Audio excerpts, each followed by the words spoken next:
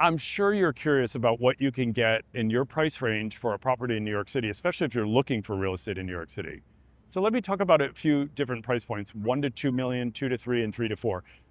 I'm starting at the entry level. As crazy as it sounds for those of you that are not in New York City, $1 million is very much entry level. Let's start with $1 million below 96th Street. You're talking about a one-bedroom apartment, probably a really luxurious one-bedroom apartment if you can afford $1 million. But if you want more, like a two-bedroom, two-bath, you're probably bumping yourself up closer to 2 million or somewhere between 1 and 2. And again, it all depends on the level of service of the building, the exact location, even right down to the street in any specific neighborhood. For instance, something that's at Amsterdam and 77th Street is probably a lot less expensive than Central Park West and 75th Street. Central Park West is one of the prime, most expensive blocks in New York City. So there's varying factors that impact what you can afford and the price points. It's not uncommon for buyers to feel like their agent is pushing them into the next price point. But most people don't want to overspend. So they start at a conservative price, but then they often find, particularly in New York, that they're pushing themselves up to the next price point. For instance, lately we've been working with a lot of buyers in the 2-3 bedroom range, both uptown and downtown.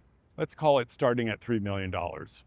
In a doorman building, it turns out that a 3-bedroom for $3 million is very hard to come by. If those buyers can bump their budget up to $4 million, which a lot of them can, some cannot. Some people are very fixed on what they can afford, which is completely understandable. Then you may have to shift your parameters or shift your neighborhood.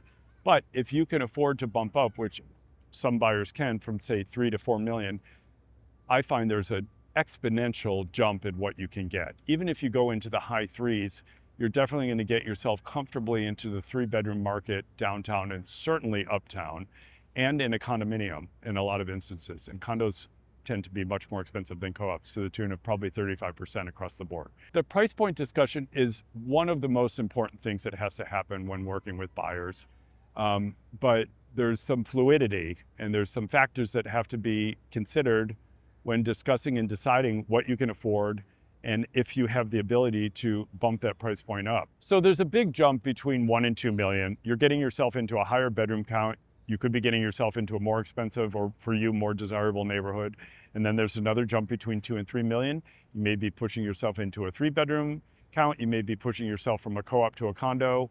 And then I'm finding from 3 to 4 million is really getting you comfortably into the 3-bedroom market, and in some instances condos, and in some instances downtown. Whereas generally downtown is more expensive than uptown, depending on which neighborhood and which street you're talking about. So there's a lot of different moving parts when it comes to price point, not the least of which is what you can truly afford or what you're comfortable spending, which is one of the first things that we have to discuss if you decide you want to start searching for real estate in New York.